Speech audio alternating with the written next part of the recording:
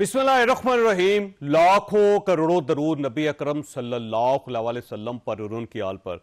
America के 47वें president Donald Trump ने हल्फ उठा लिया है और अब इसके बाद पूरी दुनिया के अंदर यह सवाल उठ रहा है कि अब अमेरिका पूरी दुनिया के साथ क्या करेगा और अमेरिका किस हद तक अब पूरी दुनिया को मुतासर करेगा।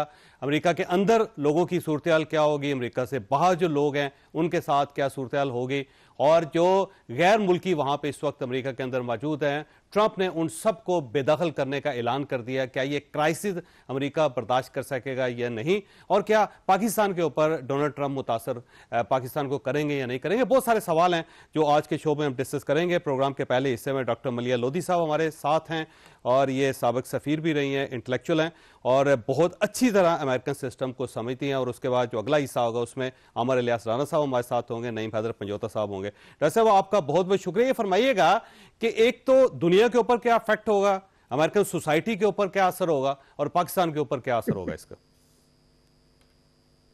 देखिए, अमेरिका के अंदर तो आपको पता है अमेरिका बहुत ही पोलराइज्ड है इस वक्त। वहां पर बहुत ही शदीद किस्म की पॉलिटिकल पोलराइजेशन है।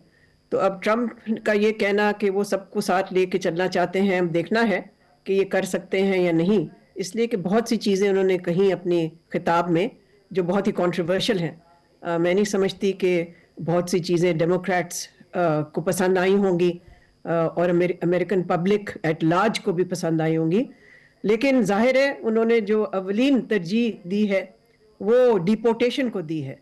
वो कहते हैं जी नेशनल इमरजेंसी मैं इम्पोज कर रहा हूँ मैक्सिकन अमेरिकन बॉर्डर पे, और ये तो उनका इलेक्शन का प्रॉमिस था।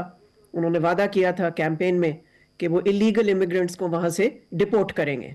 तो लगता तो यही है कि वो उनकी टॉप प्रायोरिटी है। साथ साथ जाहिर है अमेरिका में इन्फ्लेशन काफ़ी पिछले चंद बरसों में महंगाई बढ़ती रही, तो उन्होंने कॉस्ट ऑफ लिविंग का जो चैलेंज है उसको एड्रेस करने का भी कहा। तो ये बिल्कुल एक्सपेक्टेड था, बिकॉज यही चीज़ें वो अपने कैंपेन में कह रहे थे। जहाँ तक दुनिया का ताल्लुक है, जाहिर है उन्होंने एक दो चीज़ें फिर से रिपीट की जो कंट्रोवर्शियल हैं, पैनामा कैनाल के हवाले से। उसके अलावा मैं समझती हूँ कि जो असल इशू सामने आएगा दुनिया पे जो इफ़ेक्ट सबसे ज़्यादा करेगा वो है जो अमेरिका के ताल्लुकात हैं चीन के साथ। तो उस पे सदर ट्रंप ने कोई ऐसी चीज़ तो ख़ास नहीं कही, सिवाय ये कि पैनामा कैनाल उन्होंने बिल्कुल गलत बयानी की और कहा कि वो चाइना ऑपरेट कर रहा है, कि हालांकि इसमें कोई हकीकत है ही नहीं, ज़ीरो हकीकत है इसमें। लेकिन मेरा ख्याल है वो चीन के साथ चाहेंगे कि ताल्लुकात मामूल पे रहें, अच्छे हों। टैरिफ्स का उन्होंने कोई ऐसी अनाउंसमेंट आज नहीं की, हालांकि उन्होंने कहा ज़रूर कि उस पे उनका इरादा है कि ट्रेड जो मुल्क अमेरिका के साथ ट्रेड करते हैं उन पे वो टैरिफ बढ़ाना चाहते हैं। इस पे उन्होंने जोर दिया, लेकिन कोई ऐसी एक्शन अभी अनाउंस नहीं की। तो अब ये ओवरऑल सिचुएशन तो यही है। लेकिन अब मसला ये कि जैसे ऑयल एंड गैस एक्सप्लोरेशन है, वो ज़ाहिर एक पॉलिसी थी कि खास हद से ज़्यादा अमेरिका के अंदर ना ऑयल निकाला जा सकता है ना गैस निकाली जा सकती है, इस वजह से अमेरिका इंपोर्ट भी करता था ये। लेकिन जब सफिशेंट हो जाएगा अमेरिका तो उसके बाद ज़ाहिर एक क्राइसिस तो पैदा होगा दुनिया में, प्राइसेस भी कट होंगी और उसके बाद जो सऊदीज़ के साथ रिलेशन है या अरबों के साथ रिलेशंस हैं वो भी डैमेज होंगे। तो इसको किस तरह टैकल करेंगे ट्रंप? नहीं, मेरा नहीं ख्याल कि अभी से आप इतनी ज़्यादा पेशगोई कर सकते हैं कि ये भी होगा, ये भी होगा, ये भी होगा। अव्वल तो अमेरिका की अपनी रिक्वायरमेंट बहुत सारी है, वो कौन सा कोई एक्सपोर्ट करने लगे हैं तेल को। सो मेरा ख्याल है ज़रा इस पे पहले हम थोड़ा सोच विचार करें, इससे पहले कि भी रश टू जजमेंट और ये कहना शुरू कर दें कि जी इससे इस पे भी ताल्लुकात पे असर पड़ेगा, उस पे भी पड़ेगा। लेकिन हाँ, उन्होंने ज़रूर एम्फेसिस दिया इस बात पे कि ऑयल एंड गैस अमेरिका को ज़्यादा उस पर तवज्जो देनी चाहिए। तो देखते हैं, अब ये तो देखें, ये तो अनाउंसमेंट है ना, तो इसके जो इम्प्लिकेशंस हैं, नतायज हैं, आउटकम हैं, वो तो अभी हमें वेट करेंगे ना, हम देखेंगे कि क्या कर पाते हैं वो। देखिए, कहना हमेशा आसान होता है ना, करना मुश्किल होता है। अच्छा, अब यहाँ पे इशू ये है कि मैडम पहली मर्तबा ऐसा हुआ है कि रिपब्लिकन जो है वो बड़े मेरा ख्याल है स्पीड के साथ आगे बढ़े हैं और उनकी पोजीशन पूरे अमेरिका के अंदर बहुत मजबूत है। 50 स्टेट्स में से 27 स्टेट्स के अंदर इनकी गवर्नमेंट है। सुप्रीम कोर्ट के جو 9 ججز ہیں اس میں سے 6 ججز جو ہیں وہ ریپبلکن ہیں اور انہیں ٹرمپ صاحب نے ہی نامزد کیا تھا. پھر اس کے ساتھ ایوان نمائندگان کے اندر ان کی اکثریت ہے, پھر سینٹ کے اندر اکثریت ہے. تو اتنی زیادہ اکثریت جو ہے اور اتنی پاور, اس کے ساتھ ظاہر ہے آگے بڑھیں گے ٹرمپ, تو آنے والے دنوں میں کیا کیا ایفیکٹس ہو سکتے ہیں اس کے, یہ ایک آپ کے پاس سوال ہے. چھوٹی سی بریک کے بعد دوبارہ حاضر ہوتے. پروگرام میں دوبارہ خوش آمدید. میڈم یہ فرمائیے گا, ریپبلکن بڑے میرا خیال ہے پوزیشن کے ساتھ آئے ہیں فرسٹ ٹائم اس طرح امریکہ کے اندر, اور پورا سسٹم اب ان کے کنٹرول میں ہے, تو اس کے کیا ایفیکٹس ہو سکتے ہیں ورلڈ پہ اور امریکہ کی سوسائٹی کے اندر؟ دیکھیں, کچھ تو میں نے آپ کو بیان کر چکی ہوں, میں دہراؤں گی نہیں ان چیزوں کو, لیکن میرا خیال ہے اتنا بھی مبالغہ نہیں کرنا چاہیے کہ وہ اتنے کنٹرول میں ہیں. اول تو یہ کہ پاپولر ووٹ جو ٹرمپ کو پڑا ہے وہ صرف 32%, تو یہ بھی مد نظر رکھنا چاہیے. یعنی کہ میجورٹی جو لوگوں کی ہے یا انہوں نے ووٹ ڈالا ہی نہیں ہے یا انہوں نے اس کے خلاف ووٹ دیا ہے. دوسرا یہ کہ کانگریس پہ کنٹرول ہے, لیکن ہاؤس آف ریپرزینٹیٹیوز میں بہت ہی تھن میجورٹی ہے ان کی, وہاں پر ان کو مشکلات کا سامنا پڑ سکتا ہے. تو میں نہیں سمجھتی کہ یہ اتنی آسانی سے ہم کہہ سکتے ہیں کہ جی اتنی پار ہے اور وہ جو مرضی کرے. پھر یہ کہ وہ ری الیکشن کے لیے اب نہیں جا سکتا, تو 1-1.5 سال بعد تو وہ لیم ڈک ہونا شروع ہو جائے گا, اس لیے کہ لوگ پھر دیکھنا شروع ہوں گے کہ جی اور کون سا ریپبلکن کینڈیڈیٹ ہے جو اگلی الیکشن میں آ سکتا ہے. تو دیکھیں, سیکنڈ ٹرم کا جب صدر ہوتا ہے نا جو, اس میں ہمیشہ ایک قسم کی آپ کہہ سکتے ہیں کمزوری بلٹ ان ہوتی ہے. تو ٹھیک ہے 1-1.5 سال تو یہ اس کے پاس خوب پار ہوگی, لیکن دیکھتے ہیں وہ پار کیسے استعمال کرتا ہے. اچھا ڈاکٹر صاحب, یہ فرمائیے گا پاکستان کے اوپر کیا افیکٹ ہوگا, کیونکہ یہاں پہ پاکستان تحریک انصاف نے بہت امیدیں وابستہ کی ہیں ٹرمپ صاحب کے ساتھ, تو کیا پاکستان کے اندر کوئی چیز تبدیل ہوگی اس سے؟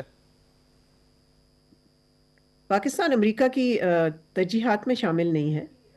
پچھلے 4 سال میں آپ نے دیکھا ہے کہ پاکستان کو کوئی اہمیت واشنگٹن نے نہیں دی, بلکہ ہمارے جو باہمی تعلقات ہیں وہ میں سمجھتی ہوں کراس روڈز پہ ہیں, چوراہے پہ کھڑے ہوئے ہیں, اور وہیں کھڑے رہے ہیں پچھلے 3-4 سالوں سے, جب سے امریکہ نے ملیٹریلی وڈرا کیا ہے افغانستان سے. اس کے بعد سے ہمارے تعلقات بہت ہی ایک آپ کہہ سکتے ہیں لو لیول کے رہے ہیں, اور اس میں آپ کو معلوم ہی ہے کہ جو امریکہ کا وزیر خارجہ تھا بلنکن, وہ پچھلے 4 سال میں ایک دفعہ بھی پاکستان دورے پہ نہیں آیا ہے. تو یہ کس چیز کی نشاندہی کرتا ہے؟ یہ تو اسی چیز کی کرتا ہے نا کہ تعلقات کو ضرورت ہے بہتر بنانے کی اور ریسیٹ کرنے کی, لیکن وہ ریسیٹ پاکستان کی کوششوں کے باوجود پچھلے 4 سال میں وہ ریسیٹ نہیں ہو سکا. اب ہم نے دیکھنا ہے کہ کس وقت پاکستان پہ کوئی توجہ دی جائے گی یا نہیں دی جائے گی, مگر ہم ترجیحات میں نہیں ہیں شامل. اچھا یہ فرمائیے گا, کوئی عمران خان صاحب کو فیور مل سکتی ہے ٹرمپ سے یا نہیں, کیونکہ عمران خان صاحب ان کو اپنا دوست بھی سمجھتے ہیں اور پاکستان تحریک انصاف بہت زیادہ امیدیں لگا کے بیٹھی ہے. اس کا جواب تو ٹرمپ صاحب ہی دے سکتے ہیں, میں تو نہیں دے سکتی. ویسے آپ کا خیال کیا ہے, آنے والے دنوں میں کوئی تبدیلی امکان تو نہیں ہے اس پہ؟ تو بالکل ہی ایک بالکل ہی اسپیکولیٹو چیز ہے, اس کو اتنا بہت بڑا بنایا ہوا ہے یہاں پر. اسپیکولیٹو, میں اسپیکولیشن نہیں کرتی جی, میں ایک سیریس اینالسٹ ہوں, میں سیریس باتوں پہ کامنٹ کر سکتی ہوں, مگر اس طرح کی بات اسپیکولیشن پہ میں نہیں کر سکتی. امریکنز کی طرف سے $40 ملین افغان گورنمنٹ کو یا طالبان کو ملتے ہیں ہر ہفتے, $160 ملین بنتے ہیں ایک مہینے کے, اور $3 بلین تک اب تک یہ دیے جا چکے ہیں. تو یہ فرمائیے گا کہ یہ امداد اگر بند ہو جاتی ہے تو اس سے کیا افیکٹ آئے گا افغانستان پر اور پاکستان کے ریلیشن پر؟ میرا خیال ہے طالبان جو ہیں وہ تو میں نہیں سمجھتی کہ ان کو اتنی گھبراہٹ ہوگی, اور وہ سوال تو آپ کو طالبان سے پوچھنا چاہیے نا کہ اگر ان کو امداد بند ہوتی ہے تو ان کا کیا رویہ ہوگا. ہمارا تو اس سے کوئی تعلق نہیں. ٹھیک ہو گیا. اور آنے والے دنوں میں افغانستان کے اندر کوئی افیکٹ ہوتا وہ نظر تو نہیں آ رہا آپ کو, کوئی تبدیلی وہاں پہ طالبان رجیم ختم ہو جاتی ہے یا وہاں پہ امریکنز چاہتے ہیں کہ کولیشن گورنمنٹ بنے؟ یہ کس طرح کی باتیں کر رہے ہیں آپ؟ طالبان رجیم کیسے ختم ہو سکتی, پلیز مجھے بتا دیں. آپ سوال تو پوچھیں نا کوئی سیریس قسم کا جس کا میں سیریس جواب دے سکوں. اب دیکھیں مسئلہ یہ تھا میڈم کہ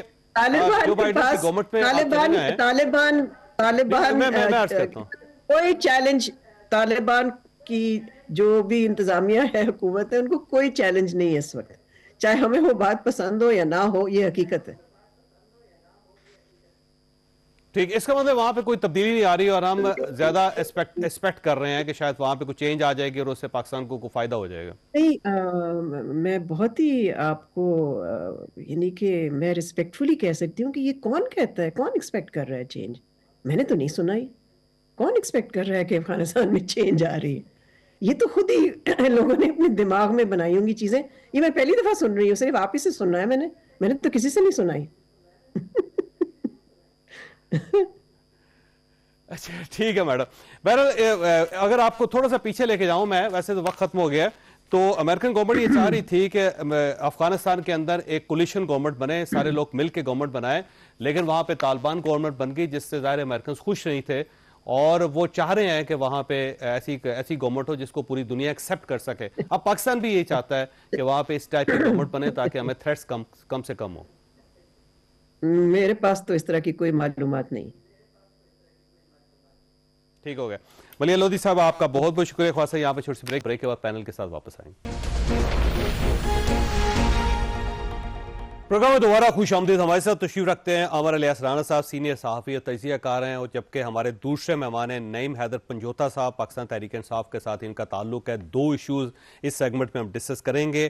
ایک تو پاکستان تحریک انصاف کی طرف سے مسنگ پرسنز کی ایک فہرست جاری کی گئی ہے اور اس فہرست میں 34 لوگ ہیں جس کے بارے میں پارٹی نے کلیم کیا ہے کہ یہ ہمارے لوگ مسنگ ہیں. پہلی بات تو یہ ہے کہ پہلے 500 سے لے کے 1000 لوگ تھے، اب وہ 34 ہو گئے ہیں، اور ان 34 کو جب دوبارہ تلاش کرنا شروع کیا تو ان میں سے 4 لوگ ایسے ہیں جو اپنے گھروں میں بیٹھے ہوئے ہیں. ان کا ویڈیو میسج آ گیا کہ جناب میں تو کاروبار کر رہا ہوں یا میں اپنے گھر میں بیٹھا ہوں، میں تو مسنگ ہوں ہی نہیں. اور اس کے علاوہ جو 3 لوگ ہیں ان کے بارے میں پتہ چلا ہے کہ وہ جوڈیشل ریمانڈ کے اوپر حوالات کے اندر یا جیل کے اندر ہیں اس وقت، اور اس کے اوپر باقاعدہ کورٹ کا آرڈر ہے. لہٰذا وہ 3 لوگ میرا خیال ہے شاید پارٹی کو اندازہ ہی نہیں تھا کہ وہ تو جیل کے اندر ہیں، اور 4 لوگ جو گھروں میں بیٹھے ہیں پارٹی کو ان کے بارے میں بھی نہیں پتا تھا. جو باقی 27 رہ گئے ہیں نادرا کے سسٹم میں ان لوگوں کا کوئی ڈیٹا موجود نہیں ہے، اور اب ریاست بھی اور گورنمنٹ بھی اور نادرا بھی پریشان ہے کہ یہ 27 لوگ کہاں سے تلاش کیے جائیں گے، اور پارٹی سے ریکویسٹ کی جا رہی ہے کہ آپ ان لوگوں کا ڈیٹا دیں تاکہ ان کو ہم کسی نہ کسی جگہ سے کنفرم کر سکیں. تو یہ قیاس کیوں ہے 500 سے 34 میں سے 27 غائب اور 7 جو ہیں وہ اویلیبل ہیں. تو یہ ایک کنفیوژن جو ہے وہ بھی آج کے اس سیگمنٹ میں ہم ڈسکس کریں گے، اور اس کے ساتھ ساتھ مذاکرات جو ڈیڈ لاک کا شکار ہو گئے ہیں، اب مذاکرات آگے کیسے بڑھیں گے. رانا صاحب سب سے پہلے مسنگ پرسنز کی طرف آ جاتے ہیں کہ یہ ایک بڑا کنفیوژن ہے. ظاہر ایک بندہ بھی اگر اپنے گھر سے غائب ہے تو اس کو اپنے گھر میں ہونا چاہیے، اور ذمہ داری ہے ریاست کی بھی اور سب پارٹیز کی، لیکن جو لسٹ ہے وہ میچ نہیں کر رہی کسی چیز کے ساتھ بھی. جو صاحب چونکہ میں ابھی رسید لسٹ جو ہے وہ میں چیک کر رہا ہوں. اصل ایشو یہ ہے کہ عمران خان نے جس اتوار کو ان کی مذاکراتی کمیٹی کی میٹنگ ہوئی اور علی امین گنڈا پور صاحب ملے ہیں، اس اتوار کو مشال یوسف زئی کو کہا گیا تھا کہ آپ سینیٹر کا وہ جو وکیل ہیں قاضی صاحب ان سے بات کر کے انور قاضی صاحب اور 43 لوگوں کی تصویریں بھی لگائیں، شناختی کارڈ نمبر دیں اور مجھے اتوار تک پہنچائیں. اور اس وقت یہ تھا کہ یہ جائیں گی جو مذاکرات کمیٹی کے اندر، تاکہ چونکہ رانا ثناء اللہ نے یہ کہا تھا کہ ہمیں آپ لسٹ دیں گے تو ہم کمیشن کا فیصلہ کریں گے نا گم ہیں یا نہیں ہیں. تو وہاں تو انہوں نے یہ کہہ دیا کہ لسٹ ہم تب دیں گے جب کمیشن بن جائے گا. اب یہ لسٹ ہے جو میچ نہیں کر رہی، تو پی ٹی آئی کو تو اس کا تو جواب دینا ہوگا کہ بھئی یہ کیسے ہے، کیونکہ کچھ پہلے بھی دی تھی تو بہت سارے لوگ جیلوں میں نکل آئے تھے 26 نومبر کے بعد جو پہلی لسٹ شروع کی لسٹ آئی تھی. اصل سوال وہی ہے کہ سینکڑوں لاشوں اور سینکڑوں مسنگ پرسن سے چاہے کوئی ایک بھی فوت ہو جائے، بندہ شہید ہو جائے، اور کوئی ایک بھی گھر میں اپنے ماں باپ سے مس ہو یا باپ خود مس ہو، تو وہ بہت بڑا المیہ ہے. لیکن المیہ یہ ہے کہ پی ٹی آئی نے سارے وسائل ہونے کے باوجود اب تک اپنا کیس سالڈ نہیں بنایا. ضمانتیں تو دیکھیں نا، جیسے انہوں نے کہیں سینکڑوں لوگوں کی مختلف عدالتوں سے اسلام آباد کے 26 نومبر والے میں لوگوں کی ہو چکی ہیں اور وہ ریلیز ہو چکے، پی ٹی آئی کے لوگوں نے جا کے کیا. لیکن یہ مسنگ پرسنز کے اوپر یہ براہ راست کوئی نہیں آ رہے. یہ سب سے بڑا سوال ہے. اچھا پنجوتا صاحب، سوال پھر وہی ہے کہ آپ جوڈیشل کمیشنر بنانا چاہتے ہیں، اور اب مجھے لگتا ہے کہ گورنمنٹ اس کے لیے تیار نہیں ہے. 9 مئی کے لیے تو انہوں نے انکار کر دیا ہے، لیکن 26 نومبر کے لیے وہ آج بھی تیار ہیں. لیکن اس کے لیے ظاہر ہے جو لوگ شہید ہوئے ہیں ان کا ڈیٹا چاہیے، جو لوگ زخمی ہوئے ہیں ان کا ڈیٹا چاہیے، اور جو مسنگ پرسنز ہیں ان کا ڈیٹا چاہیے تاکہ ان کو ویریفائی کیا جا سکے. شہداء کی فہرست نہیں ہے، مسنگ پرسنز کی فہرست نہیں ہے جو جاری ہوئی ہے، اس میں 34 لوگ ہیں اور 27 سے مل ہی نہیں رہے کہ ہیں کہاں پہ، کیا وہ سسٹم کے اندر ہے بھی یا نہیں ہے، اور ساتھ ساتھ جو زخمی ہیں ان کا کوئی ڈیٹا نہیں. تو آپ یہ ڈیٹا پرووائڈ کیوں نہیں کر دیتے؟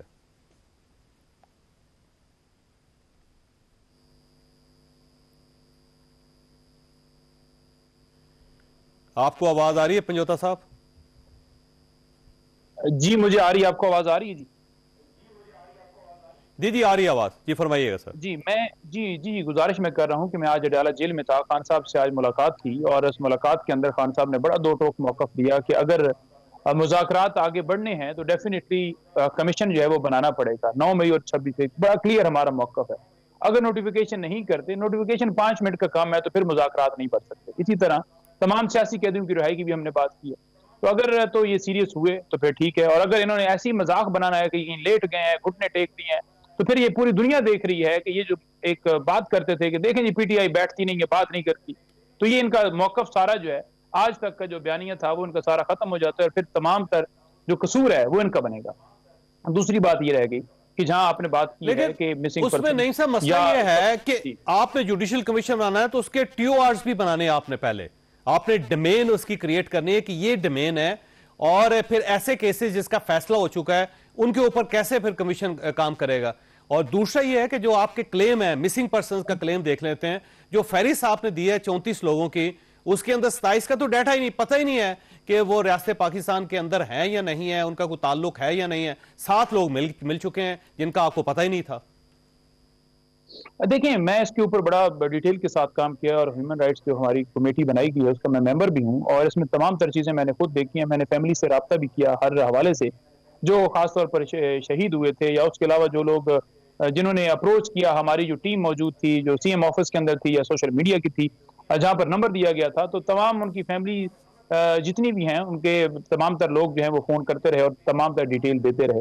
اب ان ڈیٹیلز کے اندر میں نے کچھ جو چیزیں خود دیکھی، جو میں نے خود جا کر اپروچ کیا، رابطہ کیا، جیسے میں اگر انیس ستی کی بات کروں تو اس کی فیملی کو بھی جس طرح سے دھمکایا گیا، ڈرایا گیا، ان کے گھر میں جا کر سادہ کپڑے میں ملبوس افراد جو ہیں وہ کھٹکھٹایا، تو اندر سے بندہ انہوں نے دیکھا کہ یہ تالا لگا ہوا ہے، تو وہ چھت پر چڑھ گئے، 7 محلے والے لوگ جو ہیں انہوں نے جا کر کہا کہ یہ کیا ہو رہا ہے، پھر وہ دیکھ کر وہاں سے کوچ انہوں نے کیا، تو ان کی جو مدعی تھا اس کو اٹھا کر انہوں نے جناب جا کر بیان دلوایا۔ اسی طرح سے ہر شہید کے جو جتنے بھی ان کے گھر والے فیملیز والے ہیں ان کو تھریٹس کیے گئے کہ آپ نے درخواست نہیں دینی، پوسٹ مارٹم جو ہے وہ آپ نہیں کروا سکتے، مختلف لوگوں کی سٹیٹمنٹ بھی نظر آپ کو ہیں، لاشیں بھی تب دی گئیں جب کہا گیا کہ آپ نے کہنا ہے کہ یہ ایکسیڈنٹ ہوا ہے یا کسی اور وجہ سے حادثہ ہوا ہے، اور تمام تر وہ سٹیٹمنٹس ہمارے پاس موجود ہیں۔ ہم نے کیس جو ہے وہ عدالت کے اندر جا کر دائر کیا، کیونکہ ان کو اتنا ڈرایا دھمکایا گیا، ڈیفینیٹلی ایک بندہ جو ہے ان کا بیٹا بھائی جو ہے وہ شہید کیا گیا ہے، ملک کے اندر قانون تو ہے نہیں، ویگو ڈالا ہے یا کوئی اٹھا کر لے جائے تو پھر کوئی کسی عدالت میں برآمد نہیں کر سکتا۔ تو ایسے سینیریو کے اندر، ایسے گھٹن والے ماحول کے اندر لوگ جو ہیں وہ بڑے دیکھے میں نے کہ ان کو کس طرح سے سارا کیا گیا۔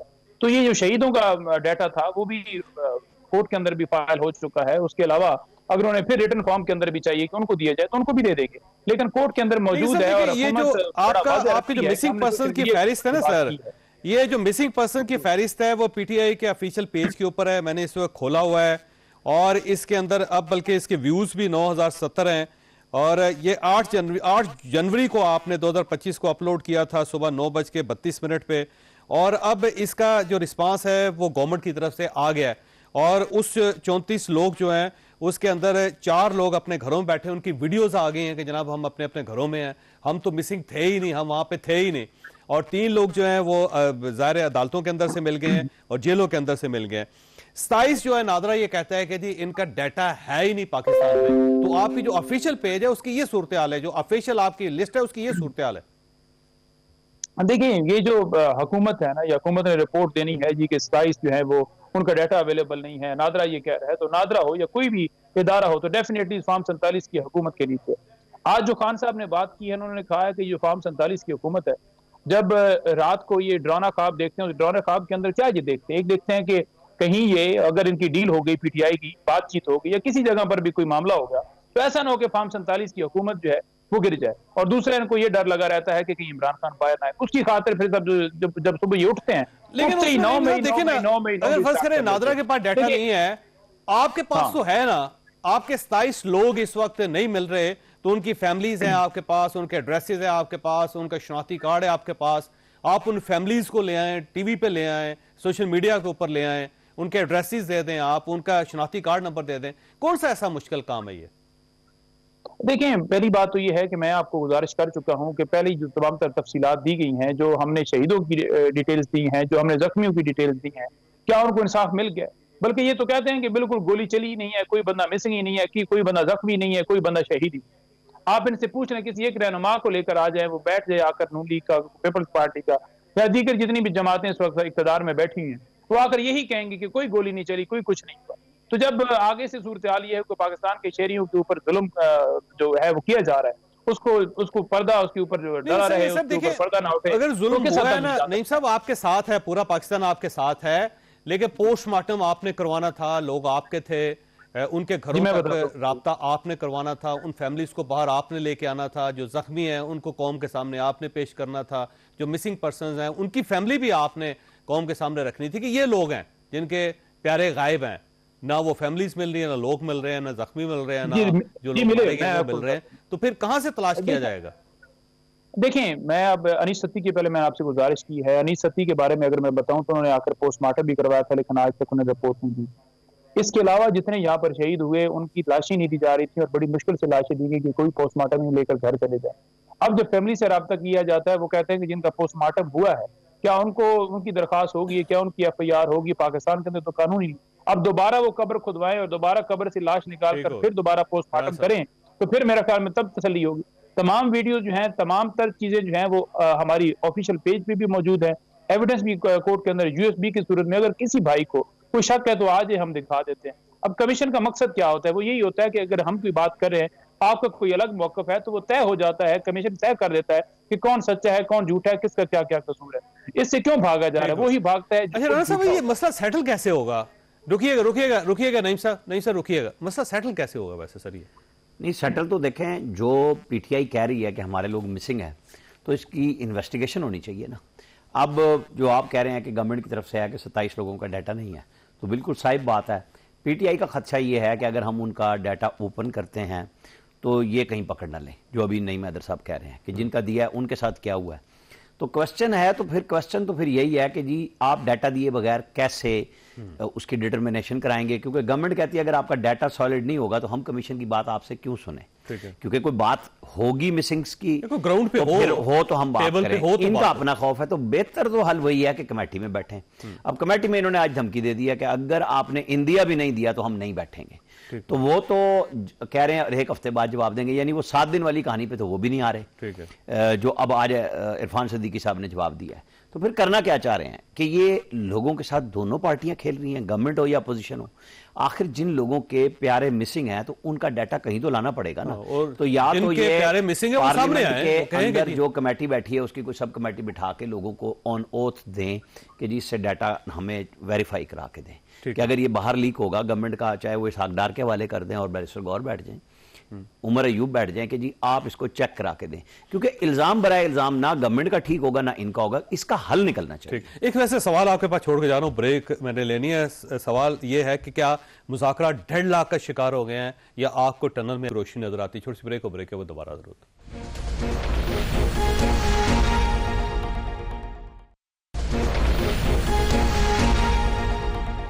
پروگرام میں دوبارہ خوش آمدید۔ رانا صاحب یہ فرمائیے گا، یہ ڈائیلاگ ختم ہو گیا ہے یا کوئی چانس ہے؟ کیونکہ عمران خان صاحب نے پوزیشن لے لی آج، اور ساتھ گورنمنٹ کی طرف سے بھی یہ خبریں گردش کر رہی ہیں کہ انہوں نے 9 مئی کا انکار کر دیا ہے اور البتہ 26 نومبر پہ تیار ہیں، لیکن وہ بھی اگر ڈیٹا ملے گا تو۔ دیکھیں ابھی دونوں چیزیں مکس ہیں، اور مجھے تو امید ہے کہ سیاستدان جب بیٹھے ہوئے ہیں اور سیاستدانوں کو حل نکالنا چاہیے، یہ دھمکیاں دونوں طرف سے درست نہیں ہوتی۔ جب آپ آگے ہیں، جب آپ نے طے کیا کہ اگر کل ہمیں سزا بھی مل گئی تو ہم تب بھی مذاکرات کریں گے، تو وہ تو اتفاق سے آگے چلے گئے اور پھر مذاکرات بھی ہو گئے اور سزا بھی ہو گئی۔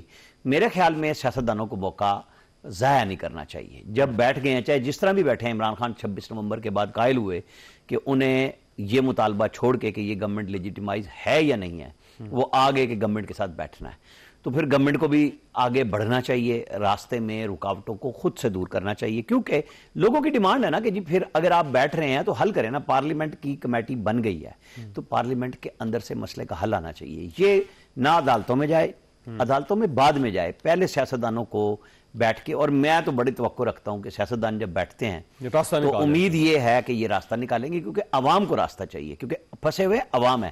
یہ جو ایلیٹ ہے نا اپوزیشن کی ہو یا حکومت کی, ان کو عام آدمی سے کوئی تعلق نہیں ہوتا, یہ صرف بیانات دیتے ہیں. پستہ وہ ہے جو گھر سے ہر چیز مزدوری کرتا ہے, خریدتا ہے, اور اس کے پاس پیسے نہیں ہوتے. تو اس کے لیے ان دونوں کو سوچنا چاہیے, سیریس ہونا چاہیے کہ ہمیں یہ کام کرنا چاہیے. جب یہ اس مطالبے سے پیچھے ہٹ گئے کہ یہ گورنمنٹ قانونی ہے, 45 کی ہے, 47 کی ہے, نہیں ہے, تو پھر اب یہاں پہ حل عمران خان کو چاہیے کہ اپنی ٹیم کو وہ دھمکی والا کام روکیں کہ اگر نہیں کیا, اور نہ عرفان صدیقی صاحب کو نہ ادھر سے سردار ایاز صادق کو اپنا رول پلے کرنا چاہیے. وہ وزیر اعظم سے بھی ملے ہیں, میرے خیال میں بہتری کی طرف جانا چاہیے, کیونکہ ایاز صادق ایک ایسی شخصیت ہیں جس پہ گورنمنٹ اور اپوزیشن دونوں ریلائی کر سکتے ہیں. ان کو ڈال لیں اس میں مسنگ پرسن کے لیے. ٹھیک ہو گیا. اچھا نعیم صاحب یہ فرمائیے گا سر, یہ مذاکرات ظاہر ہے دونوں طرف سے اگر ضد کا مظاہرہ کیا جائے گا, اور آپ کی طرف سے پہلے, کیونکہ پہلے دھمکی آپ کی طرف سے آئی تھی کہ 7 دن ہے جی, 7 دن کے اندر اگر آپ جوڈیشل کمیشن نہیں بناتے تو چوتھی سیٹنگ نہیں ہوگی. تو جب آپ اتنی ہارڈ لائن لے جائیں گے تو اس کے بعد پھر معاملات کیسے آگے چلیں گے؟ آپ کو چاہیے تھا کہ آپ گورنمنٹ کو تھوڑی سی سپیس دیں اور انہیں کہیں جی آپ سیٹل کریں اور بیٹھیں اور ہم آگے معاملات کو لے کے چلتے ہیں, لیکن جب ڈیڈ لائن آپ کی طرف سے آ جائے گی تو پھر ڈیڈ لاک تو ہوگا. دیکھیں چودھری صاحب, بات یہ ہے کہ گولی جو ہے وہ چلانا, شہید کرنا, زخمی کرنا, لوگوں کو پیرالائز کر دینا, ان کو اوپر ڈنڈے برسانا, اس سے میرا خیال میں چیز جو ہے وہ بات کوئی کرنا یا کوئی ٹویٹ کرنا, وہ اس سے ہارڈ لائن نہیں. سب سے قیمتی ہوتی ہے انسان کی جان. آپ تو سیدھی گولیاں چلا رہے ہیں, اس سے بڑھ کر اور کیا چیز ہے؟ دوسری بات یہ رہ گئی کہ یہ گولیاں چلنے کے بعد بھی اگر ہم کسی بات کے اوپر بیٹھے ہیں یا بات کر رہے ہیں تو یہ خان صاحب کا ضرب دیکھیں کہ ایسا معاملہ ہونے کے باوجود وہ ملک کی خاطر کہہ رہے ہیں کہ ہم بات کرتے ہیں. اب اس کو جس طرح سے غلط رنگ دیا گیا کہ فیض کی گرفتاری سے ڈر گئے, اس کی دیکھیں یہ ساری چیزیں 34 سال سزا اس بندے کو سنا دی گئی, گولیاں چلائی گئیں, اس کو مارنے کی ساری کوشش کی گئی, اس کی بیوی کو, اس کے اہل خانہ کو جیل میں ڈالا گیا, ساری چیزیں کی گئی, وہ نہیں ہٹا, وہ نہیں جھکا. تو آپ یہ سمجھیں گے کہ وہ کہیں ڈر گیا ہے یا کوئی اس طرح سے, تو یہ ایک نیگیٹو پہلو دیا گیا. اب 2 مہینے ہو گئے, آپ نے اگر پروسیڈ آگے کرنا ہے تو آپ معاملے کی طرف, حل کی طرف جائیں. آپ کے سامنے مطالبات ہیں, یہ ایک بہانے ہوتے ہیں کہ ہمیں ریٹن میں فلاں چیز دے دیں, یہ دیں. ان کو پتہ ہے کتنے قیدی ہیں, کتنے زخمی ہیں, کتنے شہید ہیں, کتنے اغوا کی ہیں, سارا ڈیٹا ہے. اگر ان کے پاس ڈیٹا نہیں ہے تو کیا انڈیا کے پاس ڈیٹا ہے؟ تو یہ ایک بہانے ہیں. میں یہ سمجھتا ہوں کہ اگر یہ سمجھتے ہیں کہ اس کو آگے بڑھانا ہے تو پھر ان کو امپلیمنٹ کرنا ہوگا جو ایک مطالبہ ہم نے رکھا ہے. ادروائز یہ کہیں کہ اس پہ یہ جناب ریٹن فارم میں یہ نہیں دے رہے, تو 9 مئی کے اوپر آپ کیا کہتے ہیں؟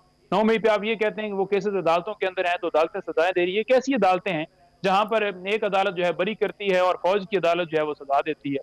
جرم کیا ہے جی؟ آپ نے جھنڈا اٹھایا, آپ نے ڈنڈا پکڑا, آپ نے ایک دیوار کو ٹکر ماری, آپ نے یہ کیا, آپ نے وہ کیا, آپ نے کوئی پینٹ لہرا دی, آپ نے کوئی نعرہ لگا دیا, آپ نے کھڑے ہو کے وہاں پر ویڈیو بنا دی, 10 سال سزا دی. آج تک کسی کے پاس وہ آرڈر نہیں ہے کہ اس آرڈر کے اندر لکھا کیا, اس فیصلے کے اندر ہے کیا, کیسے کسی کے اوپر ایویڈنس ساری ریکارڈ کی گئی, کیسے اس کا کراس ایگزامینیشن ہوا, کیسے گواہ پیش ہوئے, کیسے اس کو جرا کا موقع دیا گیا. آپ ہائی کورٹ میں اس کے خلاف اپیل کریں گے تو آرڈر آئے گا نا سر آپ کے ہاتھ میں. جب آپ اپیل ہی نہیں کریں گے تو کیسے آرڈر آئے گا آپ کے پاس؟ دیکھیں اوپن کورٹ وہ ہوتی ہے جہاں پر جو ہی فیصلہ آتا ہے. ابوالقادر ٹرسٹ کیس کا فیصلہ آیا تو فوراً آگے, حالانکہ سر آپ ہائی کورٹ جائیں نا, اوپن کورٹ ہے, لیکن آپ ان سزاؤں کو چیلنج کریں وہاں پہ, کیوں نہیں کر رہے؟ دیکھیں سزاؤں کو تو بالکل ہائی کورٹ میں چیلنج کرنا ہے, لیکن آرڈر دیا گیا ہے کہ کیا کیسے فیصلہ دیا گیا. ان سے تو پوچھا جاتا ہے کہ آپ سر وہ ہائی کورٹ کو آرڈر دے گی نا گورنمنٹ, جب آپ وہاں پہ اپیل کریں گے اور فیصلے کو آپ چیلنج کریں گے تو آرڈر بھی آئے گا آپ کے پاس, ظاہر ہے اس کے بغیر تو نہیں کیس چل سکتا. یہ نہیں ہو سکتا کہ جوید چوہدری صاحب میرا آپ کے ساتھ مسئلہ ہے اور آپ کی اور میری لڑائی ہے تو آپ ہی عدالت لگا کر بیٹھ جائیں اور کہیں جی کہ میں اس کو سزا دیتا ہوں. یہاں پر اگر کلیم کر رہی ہے ملٹری جو ہے وہ تمام تر لوگ وہ کر رہے ہیں, کلیم کر رہے ہیں کہ انہوں نے ہماری تنصیبات کے اوپر حملہ کیا, دفاع کے اوپر حملہ کیا, ہماری بلڈنگ میں گھسے, ہمارے کمانڈر کے ہاؤس میں گھسے, تو وہ تو ڈیفینیٹلی ایک مدعی ہے نا, تو مدعی خود ہی کیسے فیصلہ کر سکتا ہے؟ اس لیے ہم یہ کہہ رہے ہیں کہ ہم یہ چاہتے ہیں کہ آپ کے دور میں 180 لوگوں کو سزا ہوئی تھی, 180 سیولین کو آپ کے دور میں ملٹری کورٹ سے سزائیں ہوئی تھی. دیکھیں ملٹری کورٹ سے جو سزا ہوئی تھی وہ بھی آئینی ترمیم کے بعد ہوئی تھی, اور وہ کیوں ہوئی تھی, اس وقت کیا تھا؟ سانحہ اے پی ایس کو آپ تشبیہ نہیں دے سکتے پولیٹیکل جماعت کے ورکرز کے ساتھ. ہم یہ کہہ رہے ہیں کہ اگر آپ سچے ہیں تو طے ہو جائے, اگر ہم سچے ہیں تو طے ہو جائے, جوڈیشل کمیشن بنایا جائے, سینئر ججز پر مشتمل بنایا جائے. ہم نہیں کہہ رہے کہ وہ پی ٹی آئی کو کوئی ججز ہیں, ہم کہہ رہے ہیں کہ اگر آپ یہ سمجھتے ہیں کہ آپ کی مرضی کے مطابق ججز ہوں تو 6 نام آپ دے لیں، 6 نام ہم دے لیں، برابری کی بنیاد پر بنا لیتے ہیں، فیصلہ ہو جائے. لیکن اگر آپ اس طرف نہیں آتے تو اس کا مطلب ہے کہ آپ جھوٹے ہیں، اور اگر آپ آتے ہیں تو پھر آپ کو منہ کی کھانی پڑتی ہے. سارا کیس جو ہے وہ کھل کے سامنے آ جائے گا کہ کیا سی سی ٹی وی فوٹیجز ہیں، کیوں ایک سابق وزیر اعظم کو کالر ٹھیک پہ ہو پکڑ ٹھیک ہو. کر اچھا رانا گرفتار صاحب یہ فرمائیے کیا. سر، یہ ڈونلڈ ٹرمپ ظاہر ہے آ گئے ہیں تو کیا پاکستان تحریک انصاف کو فائدہ ہوگا؟ وہ پاکستان تحریک انصاف نے توقعات وابستہ کی ہیں. دیکھیں انہوں نے اور ان کے سوشل میڈیا نے اس پہ تمام تر ریلائی کیا، اور اب کچھ دنوں سے ان کی لیڈرشپ نے کہا کہ ہمارا اس سے کوئی تعلق نہیں. خود عمران خان کہہ رہے ہیں کہ مجھے عدالتوں سے آنا ہے، لیکن بیانیہ جو ہے وہ یہ بنا چکے ہوئے ہیں کہ جب ٹرمپ آئے گا تو ٹویٹ آئے گا یا کوئی ایگزیکٹو آرڈر میں ایشو ہوگا یا وہ آئی ایم ایف سے کہلوا لیں گے. تو میں تو بڑی پوزیشن میری بڑی کلیئر ہے کہ جی مجھے پاکستان کی اسٹیبلشمنٹ کو بھی دیکھنا ہے، اپنی حکومت کو بھی دیکھنا ہے، دونوں کو، کہ جی وہاں سے میسج آ جانا چاہیے تاکہ پبلک ہو نا بات کہ جی آپ نے جواب میں کیا کیا، ہمارا عدالتی سسٹم کہاں کھڑا ہے.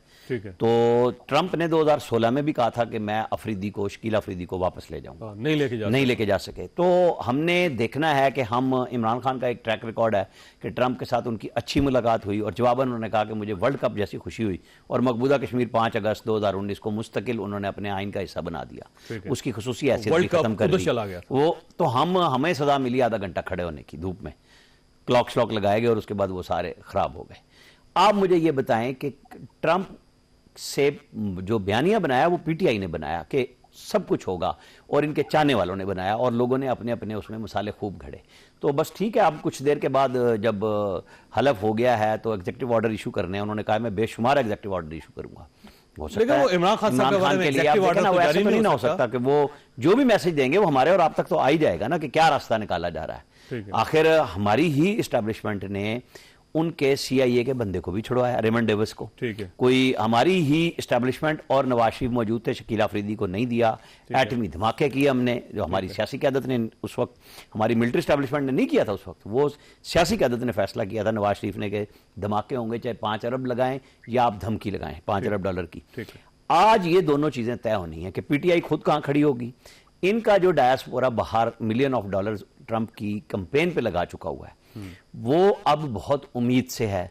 پہلے تو ان کے لوگوں نے بیانیہ بنایا کہ جناب ہمیں کارڈ آئے گا، جی فیملی کو کارڈ آئے گا عمران خان کی، کیونکہ ان کے پھر وہ اکاؤنٹس ہیں نا جو سب اس کو ری ٹویٹ کرتے ہیں، ری پوسٹ کرتے ہیں، چیزیں چلتی ہیں، اس کے ویوز بنتے ہیں، اس پہ پیسے بنتے ہیں، بڑی بڑی کہانیاں بنی، وہ نہیں ہو سکی. اب وہ تو آج کام ختم ہو گیا.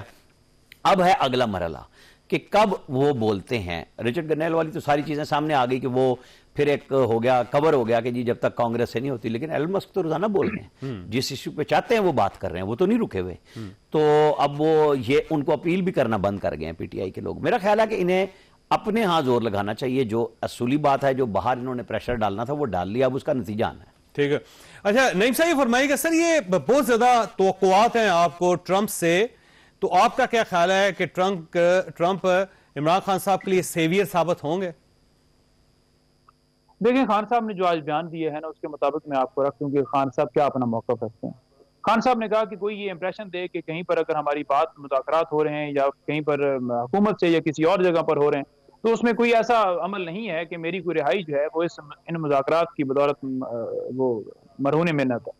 بلکہ انہوں نے بڑا واضح طور پر کہا کہ میں بالکل اپنے عدالتی سسٹم سے، ان عدالتوں سے، بے شک عدالتوں کو کمپرومائز کیا گیا ہے، ہم ہائی کورٹ میں بھی گئے ہوئے ہیں، ہم اس مقدمے میں بھی القادر ٹرسٹ کیس کے اندر بھی جا رہے ہیں، اور 9 مئی کے کیسز کے اندر بھی لاہور گئے ہوئے ہیں، اور باقی میں بھی جائیں گے. تو انہوں نے کہا کہ میں عدالتوں سے رہائی لوں گا، اور کسی طرح سے یہ تاثر جو ہے وہ غلط ہے، اور اس میں تاثر کی تردید کرتا ہوں. اب جہاں پر امریکہ لیکن سر عدالتوں کو تو آپ مانتے ہی نہیں نا.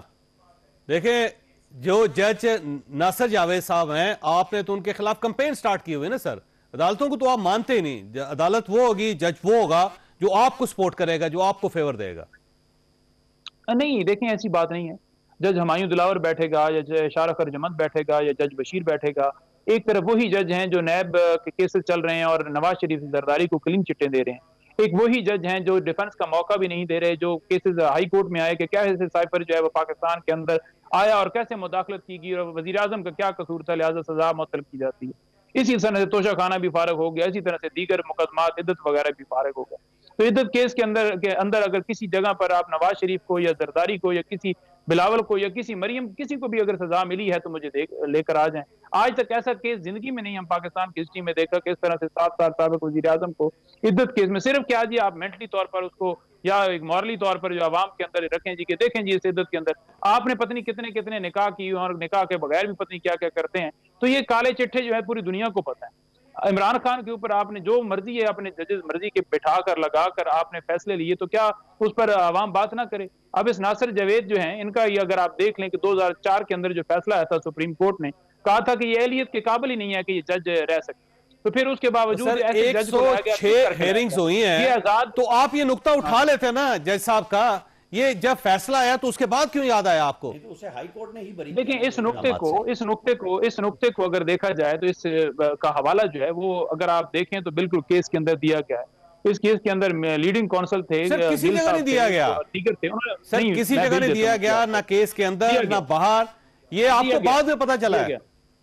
نہیں دیا گیا. میں آپ کو بھیج دیتا ہوں ریکیوزل نہیں کی گئی کیونکہ ہمیں یہی تھا کہ جو بھی ریکیوزل کر لی جائے جو بھی کر لی جائے اگر انہوں نے سزا دینی ہے تو سزا دیں تاکہ ہم ہائی کورٹ میں جائیں. ریکیوزل کر لی جائے معاملہ ڈیلے ہوگا. ڈیلے کی طرف ہم نہیں جا رہے تھے. ہم نے کہا کہ ٹھیک ہے انہوں نے فیصلہ پھر بھی دینا کیونکہ ریکیوزل اس سے پچھلے جج پر جو دی تھی ہمایوں دلاور پر جو دی تھی کیا انہوں نے کیس سننے سے انکار کیا تھا بلکہ انہوں نے سزا دے دی تھی. تو اس چیز کو نہیں دیکھے. آپ یہ دیکھیں کہ ججز کیسے بٹھائے گئے کیسے لا منسٹری اپوائنٹ کر رہی ہے کیسے ان کو ایک پک اینڈ چوز کر کے بٹھایا گیا اور سزا بند کمرے کے اندر دی گئی لیکن اوپن کورٹ میں وہ کیسز ٹیک نہیں پا رہے.